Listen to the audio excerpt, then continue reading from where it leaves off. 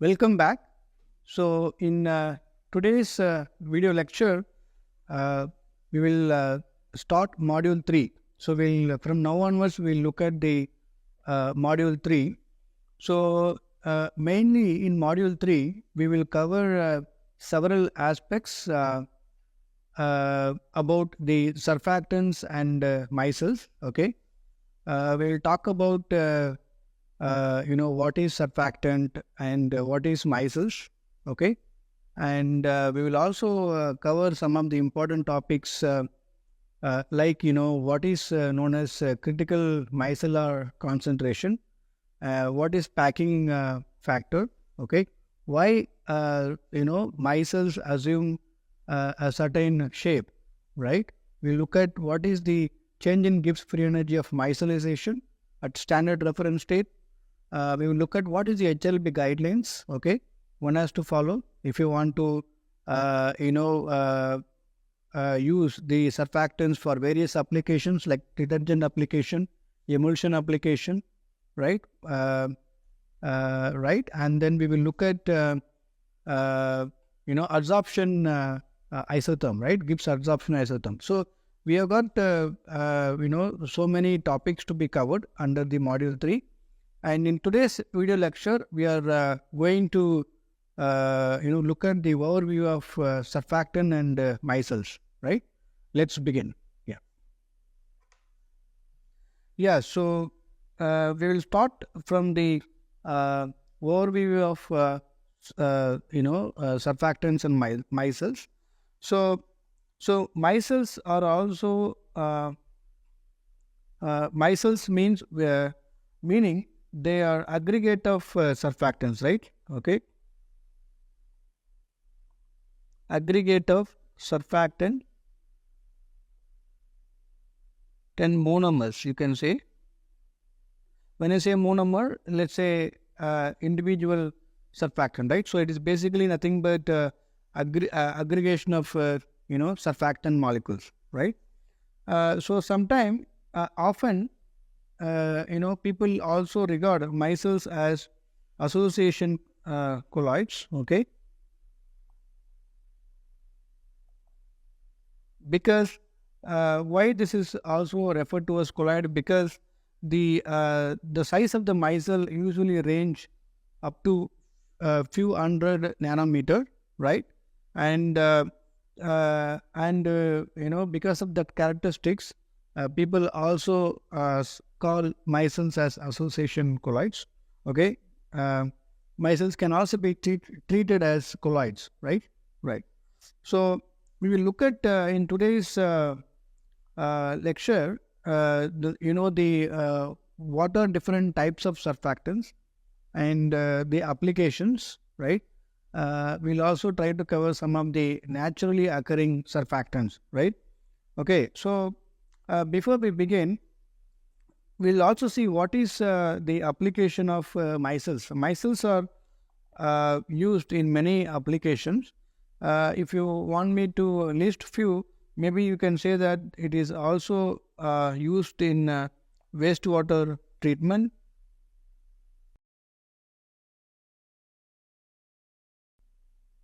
okay, or you can also say enhanced oil recovery, right?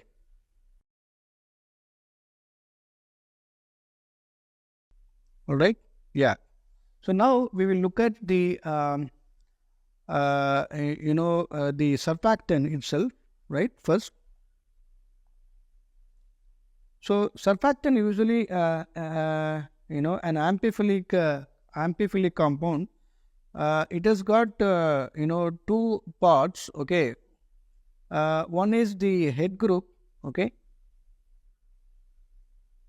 yeah, which is basically hydrophilic in nature, and you have a tail group. This is usually constituted by hydrocarbons. Okay,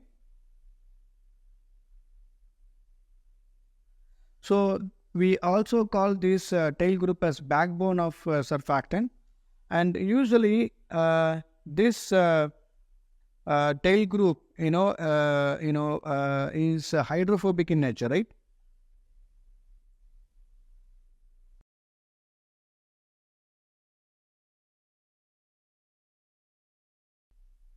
All right. So there are different types of surfactants. You would encounter, a surfactant with two tail group, or a surfactant with two head group, right? Like deuterionic surfactant, okay, or Gemini surfactant. So there are different types of surfactant depending on the application. One would have to look at and explore, right? Right. So let's talk about different types of surfactants, okay?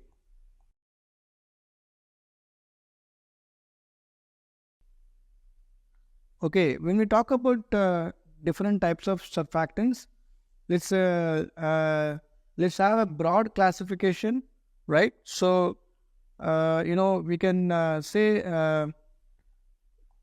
that anionic surfactants. So the first one to uh, you know to be included in the list is anionic surfactant. You can give an example. Let's say SDS, right? Usually the CMC for SDS is 8.2 millimolar, okay, right? And SDS is sodium dodecyl sulfate, okay. And the next one is cationic surfactant, okay. One good example which people often use is CTAB, okay. This is nothing but cetyl methyl ammonium bromide, okay, which is basically a quaternary ammonium salt. It has good antiseptic properties, so you would find this in a medical application mainly. The CMC of this is usually 1 millimolar, okay, right. And the last but not least is non-ionic, okay. This one doesn't belong to cationic or anionic, okay. There are some commercially available non-ionic surfactants. If I can name few, I can say what is known as twin, okay, or span. So twin is usually polysorbate based, right? Polysorbate based non-ionic surfactant.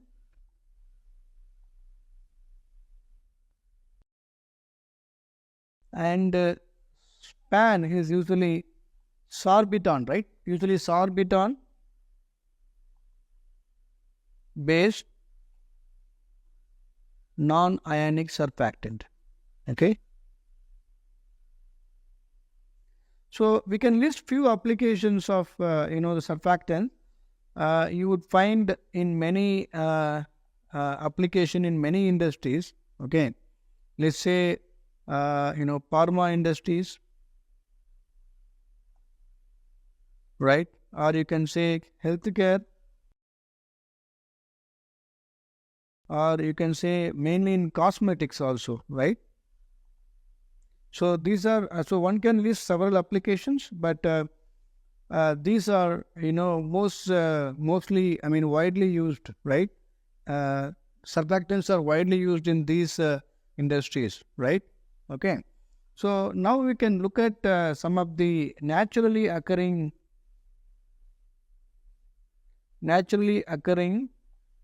surfactants, okay. These are not made synthetically, right? These are available by nature, right? I mean these surfactants exist in nature, right? Say for example, I can give a good example of phospholipids, right? This is usually the lipid based surfactant.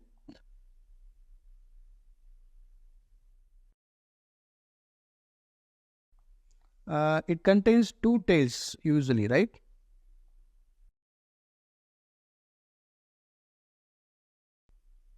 All right.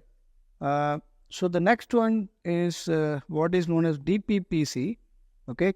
So this is usually again phospholipid based only family, phospholipid family. This is also regarded as people I mean, sometime, call it as like, pulmonary, right? Pulmonary surfactant, okay? Because this is the main constituent of pulmonary tract, right? And it is also called as the lung surfactant, okay? Why? Because this DPPC type surfactant, which is basically a main constituent of the pulmonary tract, so this is naturally formed, right? So what happens is this helps in reducing the surface tension at the liquid gas interface, right, in the pulmonary tract. So which means that it makes it reduces the work of breathing and makes the breathing a lot easier, right? So there are several naturally occurring surfactants. One can give several examples, but I just want to list few in the interest of time, right? So now what we will do is we will look at the phase diagram of surfactant, okay, and we will look at the packing factor, packing consideration, right? Why a micelle has to assume a specific shape, right? And those aspects we will see now, okay? Yeah. So now let's look at the phase diagram of surfactant, right? Dilute surfactant water system. So you can see in this phase diagram there are three different states, right? One is the monomer state, micelle state, hydrated crystal state, okay? And apart from this, you would also need to know what is known as craft point, cloud point, which we will cover now. So what is very important is the operating line, which you will be operating, right? For example, if you want to, synthesize micelles, you should also know you should control, you should modulate not only the concentration but also the temperature, because even though above the CMC line you can make micelles, what is so important is you should be always away above the craft point, right? If you are above the craft point and above the CMC line, only then the micelles are favorable, right? So if you are going from monomer to micelles, you should know that two parameters, right? One is the craft point and as well and the other one is the CMC, right? So if you are above the CMC and if you are not above the craft point, micelle state you cannot attain, okay? On the other hand, you may be above the CMC line, but you are below the craft point, so one would achieve the hydrated crystals, right? So in this state, what will happen is the surfactant will precipitate out in the form of hydrated crystals, right? So one should avoid this point if you are keen on making the micelles, right? So monomer state, even though you are above the craft point, but if you are below the CMC line, you would surely get the monomer state. So you cannot achieve this conversion from monomer to micelle state. So this phase diagram is very well important. So that you know what are the operating parameters, right? Temperature and concentration. One has to fix the temperature and concentration. If you are interested in making one of these, achieving one of these states, right? So there is something called craft point. As you know, just now we described, craft point is the minimum temperature at which a surfactant can form micelles, right? So above which the surfactant can form micelles. At the same time, the cloud point is the extreme limit, right? The maximum point. Even though you are above the craft point, if you are above the cloud point, what will happen is the surfactant, the micelles will precipitate out from the solution, right? So, I mean, it will make the sample turbid. The solution will turn into cloudy or turbid. Okay, one has to avoid this situation by knowing the cloud point of the sample, right? Yeah. So now we'll look at the packing consideration and the shape of micelles. As you know, formation of micelle itself is nothing but a self-assembly of or self-organization of the surfactant, right? Molecules, right? So surfactant can assume a different shape, different equilibrium shape, okay, right from spherical to cylinder, okay, and lamellar and several of them. But what decides them to assume a particular shape is the question that we are asking, okay. There is something called the packing guideline or packing factor. It is just a guideline, but it tells us that, let's say, if you have got some particular packing factor, what one can understand is that this micelle will only assume a particular shape which corresponds to this particular packing factor. Okay. For example, if your packing factor is, let's say, less than 1/3 or equal to 1/3, you can say that this micelle will only assume a spherical shape.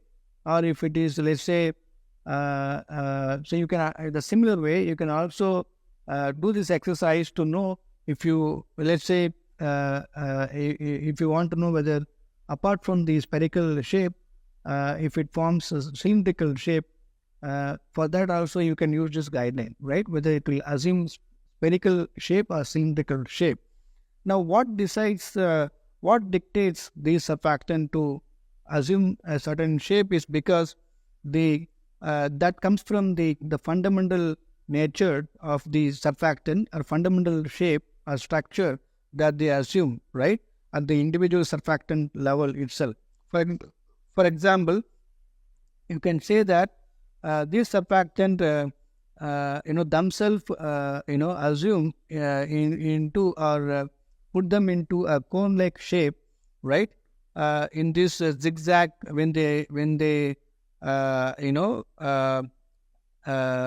accept this zigzag path line, right? When they accept this zigzag path orientation, they will assume a cone-like shape.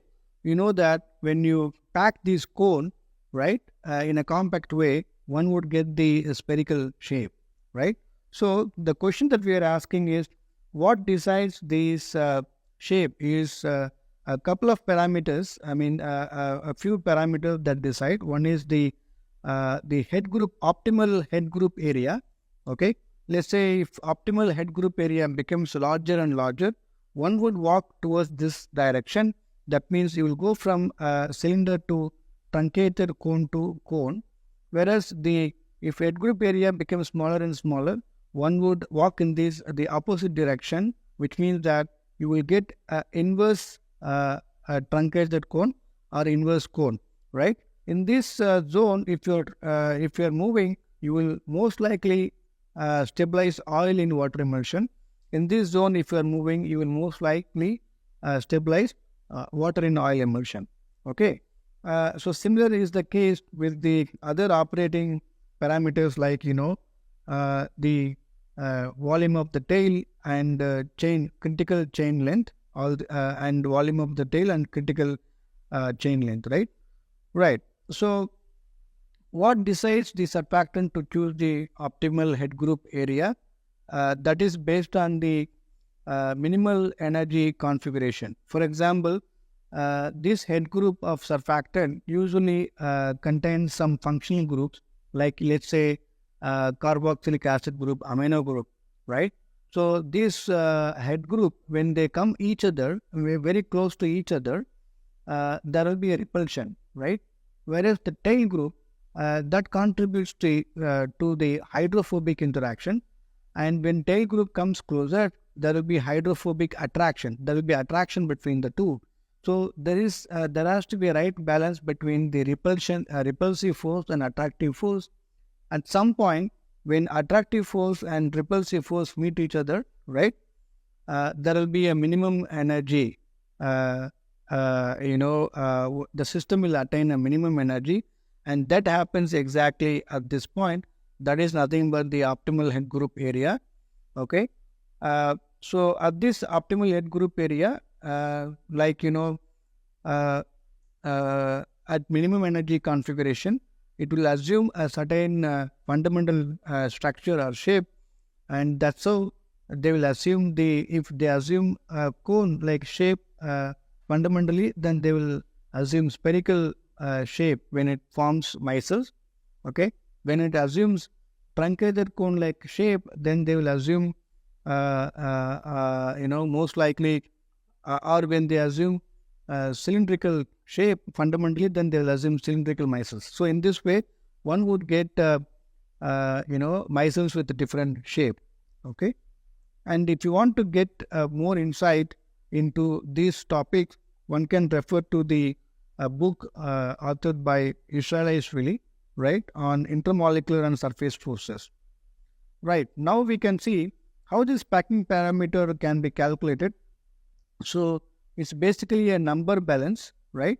So what one can do is, you have on the left hand side the volume of the surfactant, right? Here R refers to the radius of the micelle, which is measured up to the apex of the cone. So it goes from one end, that is tip of the cone, to the apex of the cone, and this one is measured up to the volume which is considered up to the apex of the cone, right? From the tip of the cone up to the apex of the cone. So if you the ratio of these two should give the number. This comes from the volume basis. Whereas the similar way, if I do surface area basis, like the radius of the here, the radius constitutes the head group constitutes the surface area, and when you divide the surface area with the area of the head group, one would get the number. But these two numbers has to balance each other. So in this way, you would get this ratio, right? But what we want to do is, we want to forcibly introduce this parameter that is called chain length, so that this becomes a dimensionless quantity. So in this way, if you on the both the side, if you introduce this chain length, one would get this packing factor, right? And you see this packing factor has to be less than or equal to 1/3, okay? Because here the radius is measured from the tip of the cone till the apex of the cone, whereas the chain length, critical chain length, since they assume zigzag path, and at the liquid core, right, they will assume extended conformation, right? So in any case, this LCT, critical chain length, will be either greater than, always greater than or equal to the radius of the micelles, right, depending on the configuration of the surfactant. So in this way, one can say surely that the packing factor will always be less than or equal to 1/3. So similar exercise, you can do it yourself, to know what is the packing factor for cylindrical micelles, right? You can check that this is 1/2, right? Now, there is something called Tanford equation, which is again kind of empirical equation, which is based on the number of carbon atoms present in the chain. So this you can use some time to understand what is the volume of the tail, right, and what is the critical chain length, right? If these data are not given, one can use this Tanford equation to calculate these parameters as well. Now, what I have shown here is the micelles with different shape, and all corresponds to packing factor, right? Different packing factor. You can verify yourself for these micelles. For these micelles with a different shape, right? Okay. So we will stop here. We will continue from the next lecture. Thank you.